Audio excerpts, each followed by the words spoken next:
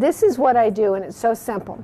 I tell everyone, leave it in the bag, and then a couple days before Thanksgiving, put it in a sink of cold water. Don't put it in a sink of cold water and go off and leave it. You have to watch this. And every half hour we change the water. You take it out of the bag, you rinse it real good. The neck will be probably in one end, maybe between the legs, and then up at the neck area over here there will be the giblet bag. And a lot of times people may forget that. So you want to make sure both ends are totally empty. Rinse it real well. Then I do such a basic thing. I make my dressing the night before, but I don't stuff it till that morning. Then all I do is this. I will take a stick of butter that's cold, so it's still hard, okay? And I will just make pats of butter. I take my fingers and I just loosen up the skin at the top of the turkey breast, and then you want to slip in just hard pats of butter all over. Now, you can use olive oil and herbs too. It's just, seems to be a favorite with all my customers. So, and it's the way we do it at home. Okay, now I'm going to take the softer one that's been sitting out longer. Make sure that the entire outside of the bird is either covered totally with olive oil or with butter. It seals in the juices. This is the most important tip on a turkey, chicken, any poultry. Once the meat is no longer pink, it is done.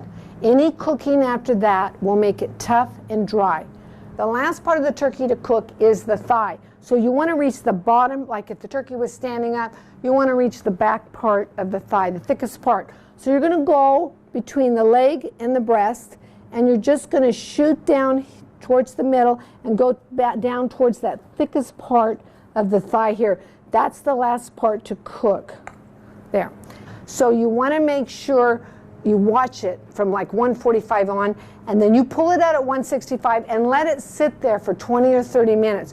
While it's doing that, that gives you time to finish your other dishes you want to put in the oven. Because what happens is when you pull it out to rest, all the juices flow within the bird.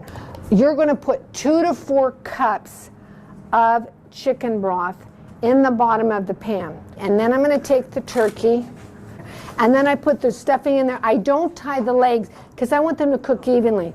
I love stuffing from a turkey. There's nothing like the stuffing from a turkey. So for me, I prefer that one. Of course, I always have the extra trays with the extra one, and then we put a lot of the broth on top. Another tip, you're going to put it in the oven. Don't cover it at all. You don't want to boil this stuff inside. You don't want to cook it too fast. So you always have the oven at 325, and because all ovens are different, that's why you're using a thermometer. Take it out between 165 and 170. If it being a little pink towards the bone is going to bother you, then go to 170. If by any chance you overcook your turkey or chicken, any poultry, just heat up some hot organic chicken broth and pour it over it, and it just adds that moisture back in.